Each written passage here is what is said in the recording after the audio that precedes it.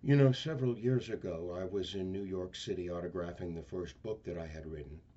And while sitting there autographing books, a demented black woman came up.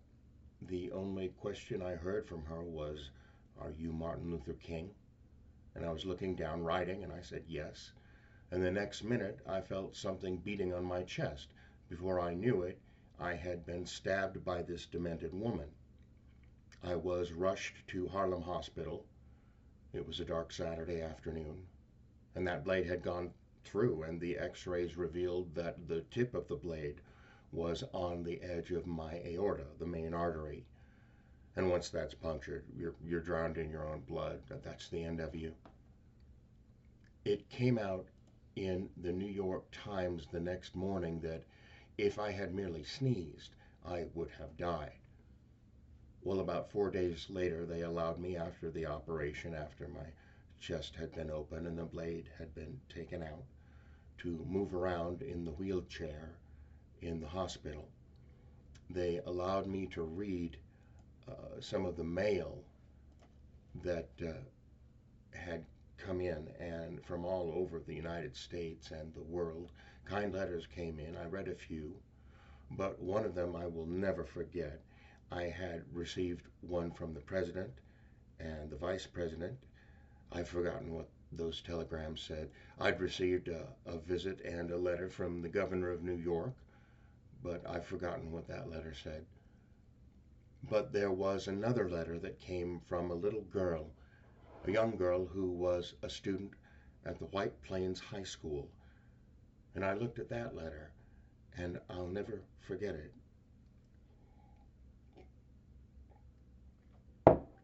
It said simply, "Dear Dr. King, I am a ninth grade student at the White Plains High School."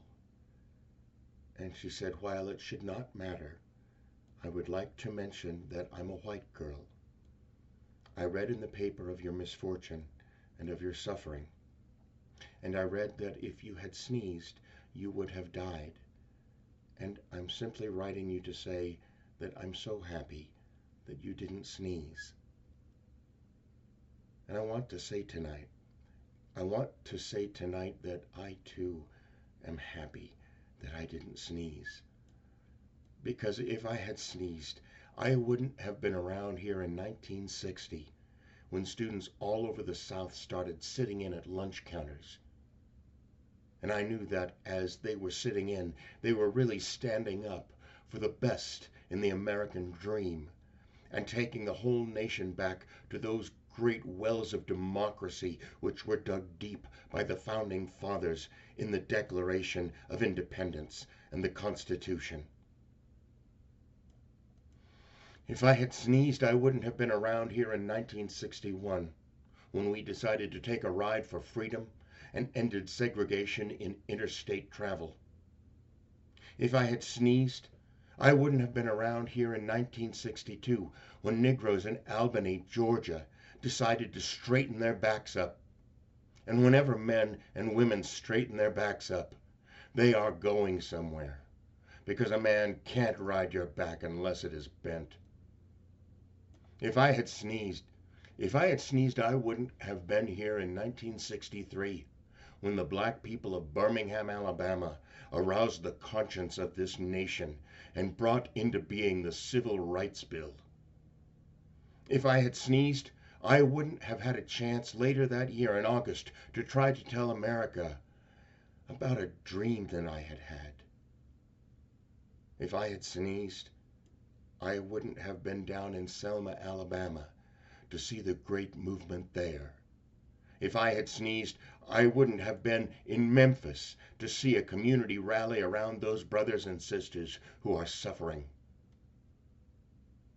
I'm so happy that I didn't sneeze. And they were telling me, "No, it doesn't matter now. It really doesn't matter what happens now." I left Atlanta this morning, and as we got started on the plane, there were 6 of us. The pilot said over the public address system, "We are sorry for the delay, but we have Dr. Martin Luther King on the plane, and to be sure that all of the bags were checked, and to be sure that nothing would be wrong on the plane, we had to check out everything carefully, and we've had the plane protected and guarded all night. And then I got into Memphis, and some began to say the threats or talk about the threats that were out, what would happen to me from some of our sick white brothers. Well, I don't know what will happen now. We've got some difficult days ahead, but it really doesn't matter with me now because I've been to the mountaintop and I don't mind. Like anybody, I would like to live a long life. Longevity has its place, but I'm not concerned about that now. I just want to do God's will, and He's allowed me to go up to the mountain. And I've looked over, and I've seen the promised land. I may not get there with you, but I want you to know tonight that we, as a people, will get to the promised land. And I'm so happy tonight. I'm not worried about anything. I'm not fearing any man. Mine eyes have seen the glory of the coming of the Lord.